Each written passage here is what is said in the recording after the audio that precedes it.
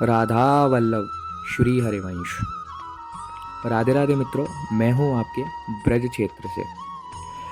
कुछ बातें अच्छी लगी तो सोचा आपको भी उनके बारे में बताया जाए।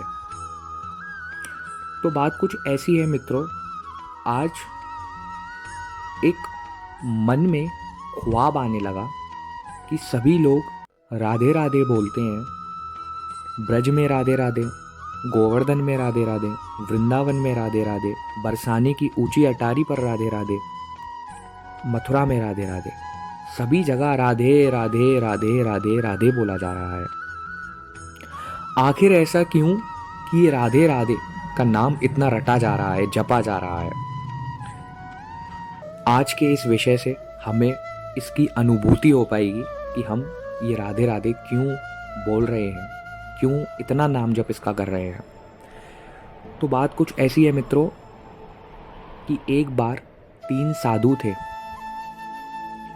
उन 3 साधुओं में से 2 साधु जवान थे और 1 साधु वृद्ध थे। और वह तीनों साधु एक दिन यमुना किनारे की ओर बैठे हुए थे। वह भगवान श्री कृष्ण के अनन्य उपासक थे। श्री कृष्ण की मन तन सबसे पूजा करते थे।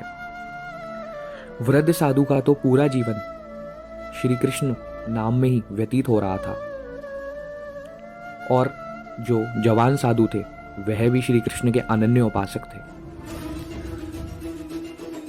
वह श्री कृष्ण कह के ही अपना पूरा जीवन व्यतीत किया करते थे। एक दिन उनके मन में ख्वाब आता है कि सभी लोग राधे राधे जपते हैं, राधा राधा राधा बोलते हैं, हम भी राधा के महल चलते हैं। हम आज तक ऊंची अटारी वाली के महल नहीं गए हैं, राधा रानी के महल नहीं गए हैं। तो दोस्तों, साधु निश्चित करते हैं कि हम राधा रानी के ऊंची अटारी पर चलते हैं। लेकिन उनमें से वृद्ध साधु कहते हैं कि ये ऊंची अटारी वाली का महल तो बड़ी ऊंचाई पर है, काफ़ी सारी सीढ़ियाँ चढ़नी पड़ेंगी, और इस वृद्ध अवस्था में मैं इतनी सीढ़ियों को नहीं चढ़ सकता हूँ।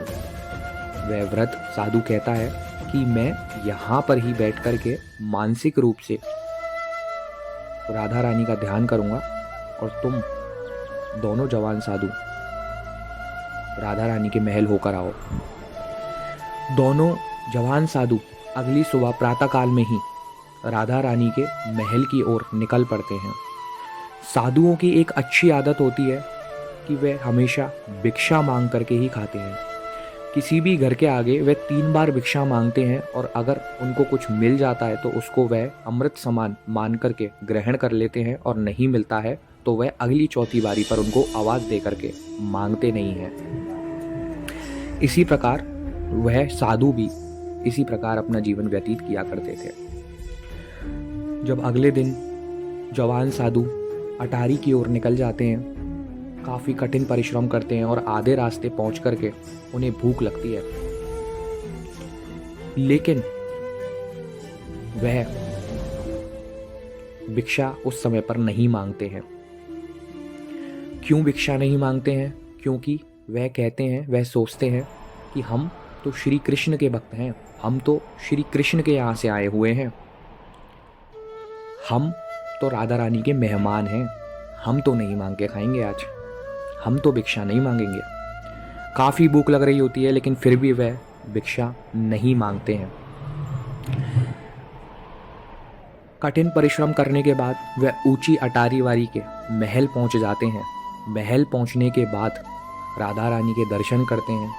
दर्शन करने पर अत्यंत मन प्रसन्न हो जाता है, और दिल से राधे राधे बोलते हैं।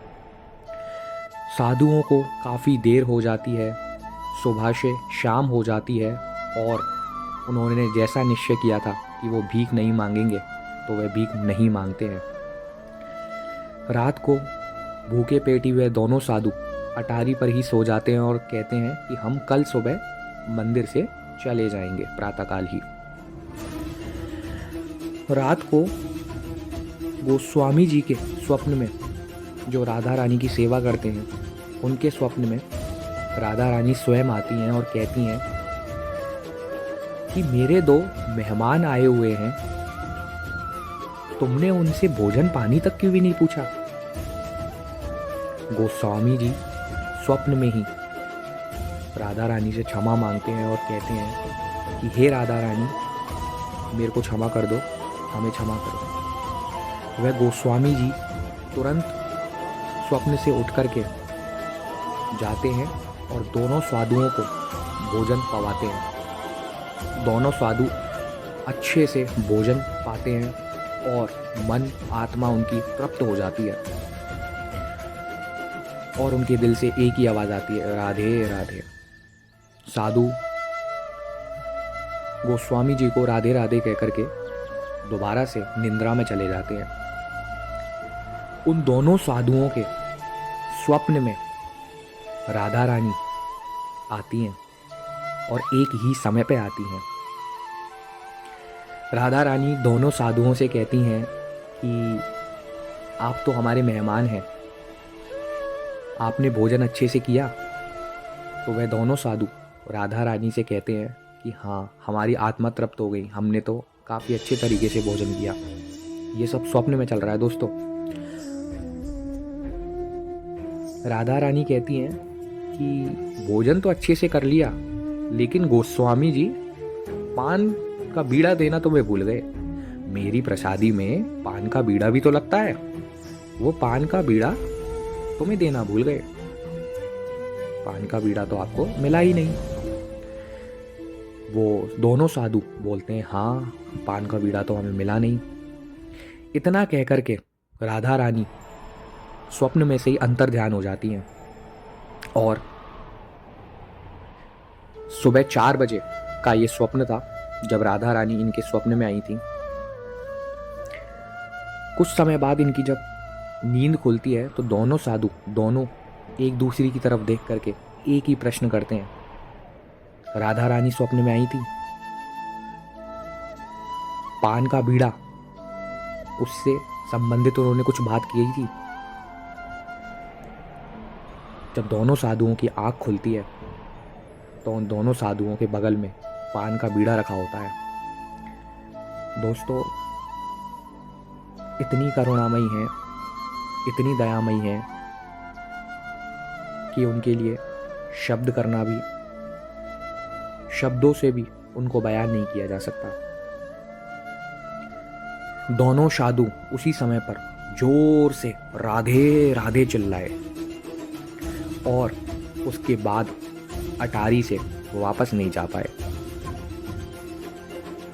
राधा रानी की इस महिमा के लिए, उनके इस प्यार भाव को देखते हुए सभी लोग राधे राधे गाते हैं। यही आज का विषय था कि हम लोग राधे राधे क्यों बोलते हैं।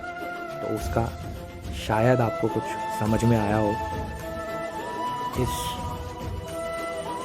बात से पता चलता है कि राधे राधे बोलना व्यर्थ नहीं है। वह ऊंची अटारी वाली सबकी सुनती है, सबकी दिल से प्रेम मग्न होकर के अगर कुछ कोई मांगे तो। राधे राधे।